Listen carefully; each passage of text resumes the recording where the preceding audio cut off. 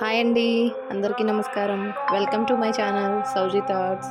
ఈరోజు కార్తీక పురాణం 6వ అధ్యాయం దీపదాన విధి మహాత్యం. ఓ రాజశ్రేష్ఠుడా, ఏ మానవుడు కార్తీక మాసం నెల రోజులు పరమేశ్వరుని శ్రీ మహావిష్ణువును పంచామృత స్నానం చేయించి కస్తూరి కలిపిన మంచి గంధపు నీటితో భక్తిగా పూజించినచో అట్టివానికి అశ్వమేధ యాగం చేసినంత పుణ్యము దక్కును. అటులనే ఏ మానవుడు కార్తీక మాసమంతయు దేవాలయం నందు దీపారాధన చేయునో వానికి కైవల్యం ప్రాప్తించును. దీపదానం చేయుట ఎటులన పైడి ప్రతి తానే స్వయంగా తీసి శుభ్రపరిచి వత్తులు చేయవలను. వరిపిండితో గాని గోధుమ పిండితో గాని ప్రమిద వలె చేసి ఒత్తులు వేసి ఆవు నెయ్యి వేసి దీపం వెలిగించి ఆ ప్రమిదను బ్రాహ్మణునకు దానం ఇయ్యవలెను. శక్తి కొలది దక్షిణ కూడా ఇవ్వవలెను.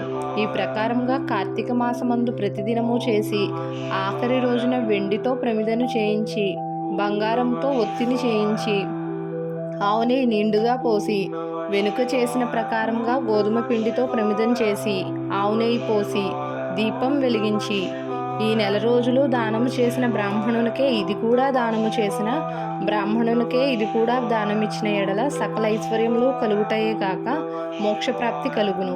దీపదానం చేయువారు ఇట్లు వచింపవలెను. సర్వజ్ఞానప్రదం దివ్యం సర్వ సంపత్ సుఖవహం దీపదానం ప్రదాస్యామి శాంతిరస్తు సదా మమ అని స్తోత్రం చేసి దీపదానం చేయవలెను.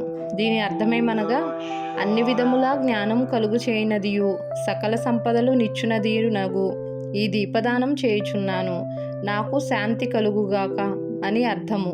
ఈ విధంగా దీపదానం చేసిన తర్వాత బ్రాహ్మణ సమారాధన చేయవలెను. శక్తి లేని ఎడల 10 మంది బ్రాహ్మణులకైనను భోజనమిడి దక్షిణ తాంబూలములు ఇవ్వవలెను. ఈ విధంగా పురుషులు గాని స్త్రీలు గాని ఏ ఒక్కరు చేసినను సిరి సంపదలు విద్యాభివృద్ధి ఆయుర్వృద్ధి కలిగి సుఖింతురు. దీనిని గురించి ఒక ఇతిహాసం గలదు, దానిని వివరించదా ఆలకింపమని వశిష్ఠుడు జనకునితో ఇట్లు చెప్పసాగెను. లుబ్ధ వితంతువు స్వర్గమున కేగుట. పూర్వకాలమున ద్రవిడ దేశమునందొక గ్రామమున ఒక స్త్రీ గలదు. ఆమెకు పెండ్లి అయిన కొలది కాలమునకే భర్త చనిపోయెను. సంతానము గాని ఆఖరికి బంధువులు గాని లేరు.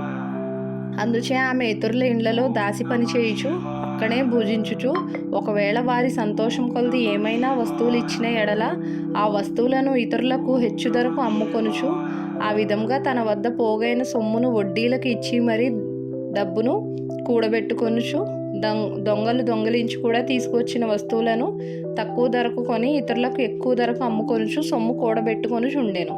ఈ విధంగా కూడబెట్టిన ధనమును వడ్డీలకు ఇస్తూ శ్రీమంతుల ఇండ్లలో దాసి పనులు చేస్తూ తన మాటలతో వారిని మంచి చేసుకుని జీవించుచుండెను. ఎంత సంపాదించునేమి, ఆమె ఒక్క దినము కూడా ఉపవాసం గాని దేవుని మనసారా ధ్యానించుట గాని చేసి ఎరుగదు.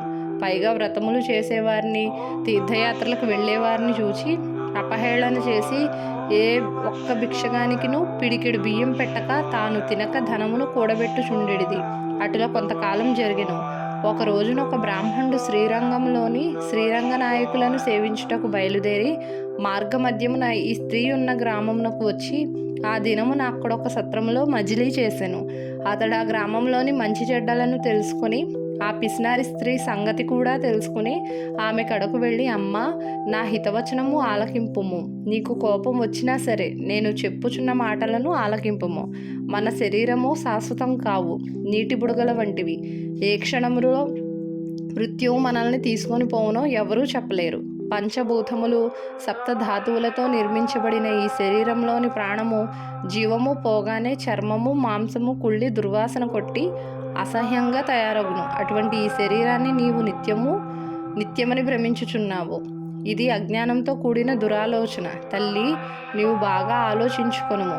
అగ్నిని చూచి మిడత దానిని తిందామని భ్రమించి దగ్గరకు వెళ్ళి భస్మమగుచున్నది.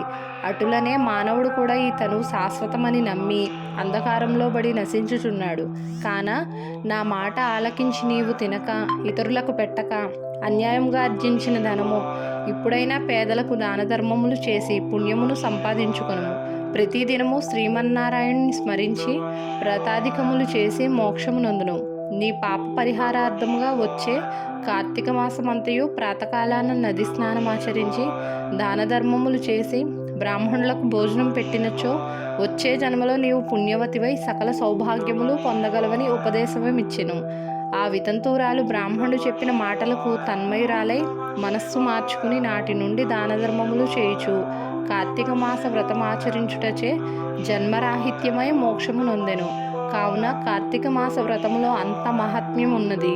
ఇట్లు స్కాంద పురాణాంతర్గత వశిష్ఠ ప్రోక్త కార్తీక్య మహాత్మ్యందలి 6వ అధ్యాయం 6వ రోజు పారాయణం సమాప్తం.